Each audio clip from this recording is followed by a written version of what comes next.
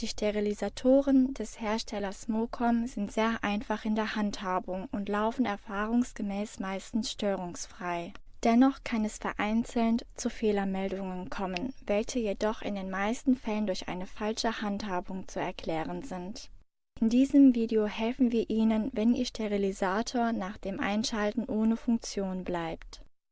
Wenn Sie Ihren Sterilisator einschalten und es passiert gar nichts, dann kann dies mehrere Gründe haben, die wir nun im Einzelnen durchgehen. Erstens, überprüfen Sie die Hauptsicherung. Ohne Strom kann der Sterilisator nicht funktionieren, daher prüfen Sie, ob die Zuleitung Strom hat. Dies können Sie einfach tun, indem Sie ein anderes Gerät, zum Beispiel eine Lampe, anstelle des Sterilisators in die Steckdose stecken. Funktioniert die Lampe nicht, ist eventuell die Hauptsicherung rausgesprungen und muss wieder eingeschaltet werden.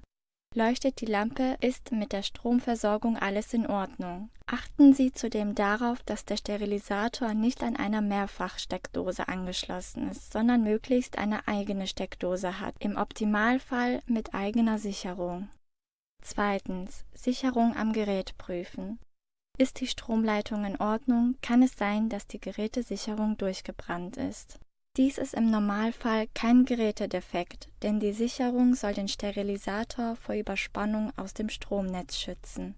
Sie finden die Sicherung auf der Rückseite des Geräts.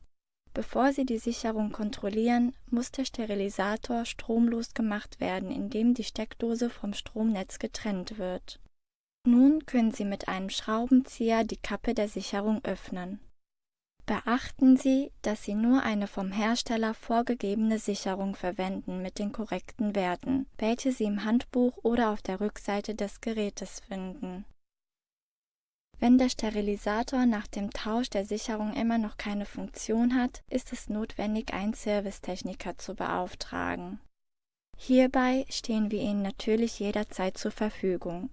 Wir hoffen, Ihnen mit unserem Video geholfen zu haben und würden uns natürlich über einen Daumen hoch oder aber auch über ein Abo freuen. Sollten Sie noch Fragen haben, stehen wir Ihnen natürlich mit unserem Serviceteam jederzeit zur Verfügung. Gerne informieren wir Sie auch über unser Reparaturservice für Hand- und Winkelstücke. Neu hierbei ist unsere Kostenbremse für viele Geräte und Hersteller, sodass teure Reparaturen der Vergangenheit angehören.